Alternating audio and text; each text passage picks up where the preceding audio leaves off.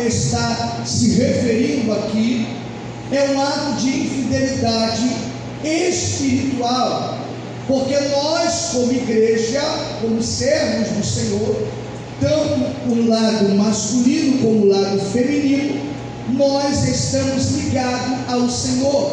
Nós temos uma aliança espiritual com o Senhor. A igreja é a noiva e Cristo, Ele é o noivo. Então nós temos uma aliança. Quando um homem e uma mulher, quando ele comete um ato de infidelidade, ele quebra essa conjunção de aliança e ele aniquila, ele quebra e ele se separa desta pessoa, porque a atitude que ele tomou, tanto o homem como a mulher, fez um ato de infidelidade com o seu cônjuge.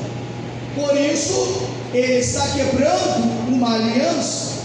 Mas Tiago está dizendo para nós que somos pessoas espirituais, pessoas que têm um conhecimento desta verdade.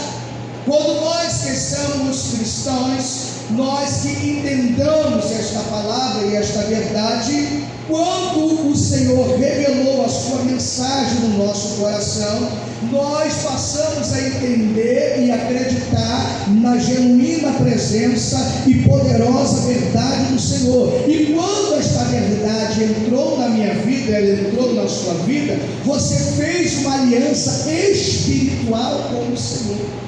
Então esta aliança espiritual, ela não pode ser quebrada por nada. Ela tem que ser uma aliança até os últimos dias da sua vida, até o dia que o Senhor vier buscar a sua igreja. E você deve manter esta aliança, você deve manter este casamento, você deve manter esta comunhão, você deve manter este relacionamento até o dia em que o Senhor vier buscar a sua igreja. Mas quando eu quebro esta aliança, eu estou cometendo um ato de infidelidade com Deus, e eu me torno infiel diante de Deus. Por isso que ele está dizendo: aquele que faz amizade comum constitui-se inimigo de Deus. Então, quando eu, que sou servo do Senhor, tenho uma aliança com Deus, e eu começo a me relacionar com o mundo, eu passo a deixar de ser amigo de Deus, e eu passo a ser mais amigo da sociedade, da corrupção, da imoralidade, da injustiça, de tudo aquilo que é mal, de tudo aquilo que é perverso, de tudo aquilo que não é da vontade do Senhor, porque a palavra do Senhor vai me relatar: não ameis o mundo, nem o que há no mundo. Aquele que ama o mundo, o amor do Pai não está nele. Então, quando eu começo a me associar com o mundo, quando eu começo a me entregar para o mundo, quando eu começo a deixar que o mundo comece a ter prioridade e primazia na minha vida, quando eu começo a deixar que as coisas espirituais começam a se esvair da minha vida, eu começo então a me relacionar com o mundo. E quando eu começo a me relacionar com o mundo, a primeira coisa que eu começo a perder é o meu relacionamento com Deus. Aí eu me torno um adúltero espiritual. Essa palavra é um pouco forte, ela mexe muito com a gente, mas é um ato de infidelidade nossa para com o Senhor, porque eu passo agora a ter mais desejo das coisas do mundo do que as coisas espirituais. Então eu quebro esta aliança, eu corto este elo, eu corto esta unidade entre eu e o Senhor. Então o mundo passa a ter mais valia na minha vida do que as coisas espirituais. E o próprio Deus, Ele vai me dizer que quando eu quebro esta aliança com Ele, eu me torno inimigo de Deus. Não é você que está falando, é a palavra do Senhor que diz que quando eu quebro este relacionamento, eu me torno inimigo de Deus, eu me torno distante de Deus. Significa que eu estou Senhor, o Senhor não serve mais para mim, o Senhor não me satisfaz mais, a tua presença não é boa mais para mim, a tua unção eu não quero mais. Eu começo a rejeitar tudo aquilo que o Senhor depositou na minha vida. Eu começo a quebrar todos os princípios espirituais. E uma das coisas que muitas das vezes nós fazemos é quebrar princípios espirituais. E nós não podemos quebrar esses princípios espirituais, porque esses princípios espirituais que o Senhor colocou dentro de mim, que Ele colocou dentro de você, é necessário que você preserve essa presença. É necessário que essa presença ela seja de contínua sobre a sua vida. Você não pode deixar que esta presença ela seja saqueada, que ela seja roubada, que ela seja tirada, porque, querido, quem vai tirar ela é você mesmo, porque você vai permitir que o mal venha sobre a sua vida. Quando eu quebro este relacionamento, eu passo a ser amigo, eu passo a me interessar mais pelas coisas que o mundo tem para me oferecer.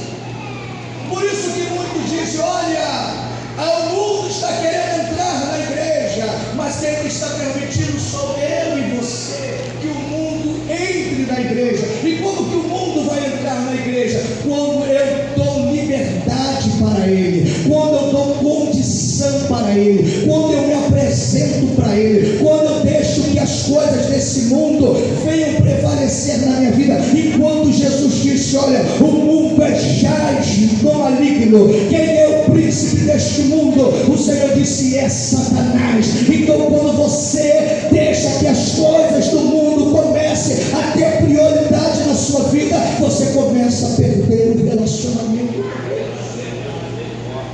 Quando a gente permite essas coisas, a sociedade ela vai querer te apresentar inúmeras coisas, e você não pode deixar que ela venha te seduzir, porque ela vai tentar de todas as formas te seduzir, e aos poucos você vai se entregando a ela. Porque, como foi pregado aqui na outra semana, que foi dito sobre as raposinhas, que você vai deixando e elas vão entrando, vão saqueando, vão pegando toda a videira. Quando você vai vendo, não tem mais nada. Então, quando você deixa o mundo entrar na tua vida, ele vai te tomando devagarinho, e ele vai te quebrando, ele vai te modelando. Por isso que a Bíblia fala: transformai-vos pela renovação da vossa mente, para que experimenteis qual seja a boa, a perfeita e agradável vontade de Deus. Sabe o que ele está dizendo? Metanoia, mudança de mente, mudança de atitude,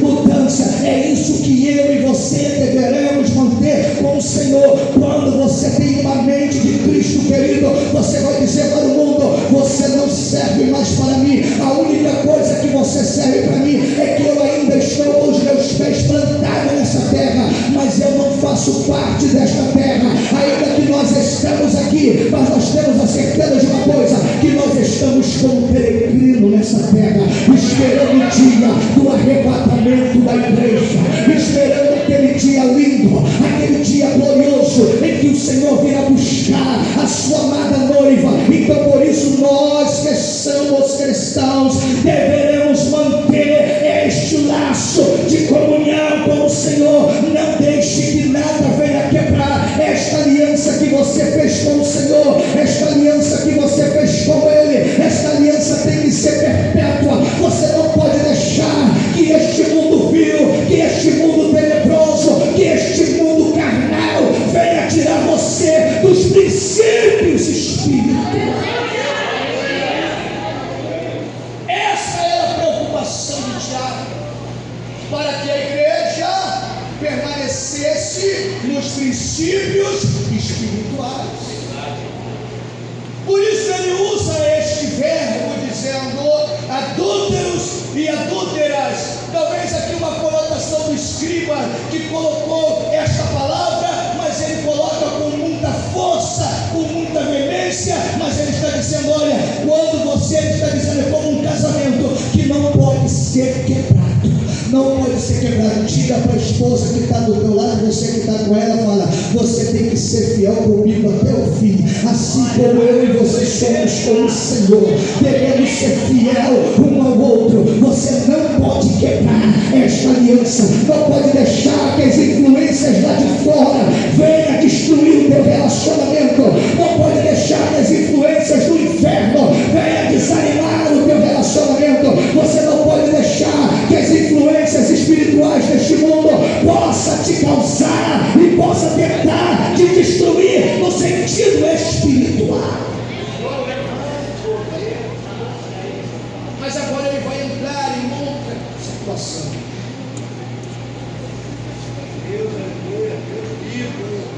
Ele agora vai dizer: olha, como diz as Escrituras, o Espírito que habita em vós tem ciúme. Essa palavra talvez possa ser como ciúme, tem zelo por vós. O Espírito que habita dentro de mim não é um espírito qualquer. O Espírito que habita dentro de você, você não comprou ele na padaria, você não comprou ele no mercado, você não comprou ele na feira. Esse Espírito foi depositado de um poder que emana lá do alto. Derramarei do meu Espírito sobre toda a carne. Esse Espírito um dia foi derramado sobre mim, e esse Espírito um dia foi derramado sobre você, e esse Espírito que hoje habita em mim, e hoje esse Espírito habita em você, ele habita dentro de mim para fazer morada dentro de você, dentro de mim, para que eu e você tenhamos esta presença do Espírito Santo, para que esse Espírito venha renovar o meu interior, que ele venha renovar o meu interior, que ele venha renovar o meu espírito de entendimento, que ele venha renovar o espírito do homem, para que eu e você tenhamos essa presença poderosa. Mas ele está dizendo: esse Espírito, ele tem sim. E eu vou te explicar por quê. Porque o Espírito Santo, ele é uma pessoa. O Espírito Santo, ele é uma pessoa. Ele tem sentimento. Ele sente. Ele chora. Ele fala. Ele tem percepção. A presença dele, ela reside dentro de nós. E esse Espírito que habita dentro de mim, dentro de você, ele está zelando pela minha alma, e ele está zelando pela sua alma. Porque a Bíblia fala: glorificai a Deus no vosso corpo, porque foste comprado por bom preço. Você foi comprado por um bom preço, e o preço que eu e você fomos comprados foi um preço de sangue, para que talvez esse Espírito que hoje reina entre nós, ele estivesse habitando dentro de você. Por isso o apóstolo Paulo vai escrever no livro de Efésios, capítulo 4, verso 30, vai dizer: olha, não entristeçais o Espírito Santo. Por isso que ele está dizendo que aquele que faz amigo do mundo se constitui inimigo de Deus. Ele faz inimizade, porque ele está dizendo: olha, eu coloquei, eu imprimi um Espírito dentro de você, e esse Espírito está aí para te governar, esse Espírito está aí para te impulsionar, para te ajudar, para colaborar com você, para ele te encher. Esse Espírito, querido, ele é o Espírito do Senhor. Esse Espírito, ele é o Espírito de Cristo. Esse Espírito, ele vem para te encher. Esse Espírito, ele vem para te fortalecer. Esse Espírito vem para te governar. Esse Espírito vem para te orientar. Esse Espírito, ele veio para te capacitar. Então você não pode deixar que você venha permitir que a presença dele se afaste de você. A presença do Espírito é tão forte que o salmista disse: olha, Senhor, não me lances fora da tua presença. e não retire de mim o teu Espírito Santo. Ele sabia qual era a condição do Espírito não vir mais sobre ele, porque naquela época ele não residia totalmente, mas ele vinha em momentos específicos. Então ele está dizendo: Senhor, eu quero aquela presença que faz eu salmodiar, que faz eu cantar, aquela presença que me dá força na guerra, aquela presença que faz eu pegar a espada e olhar para o inimigo e dizer: não, você não pode com Deus de Israel, porque o Espírito do Senhor está sobre mim. Ele veio criar a presença do Espírito Santo tão poderosa que ele disse: eu não posso perder essa presença. Então eu quero dizer para você que o Espírito do Senhor, ele tem zelo de mim. Ele quer cuidar de mim, ele quer cuidar de você. E você não pode deixar que a presença dele saia, fuja da tua vida por coisas que este mundo tem para te oferecer. Quando você fica muito tempo, querido, sem ler a palavra, o Espírito Santo está dizendo: olha, está na hora de você ler a palavra. Quando você tem comunhão com o Espírito, por isso que a Bíblia fala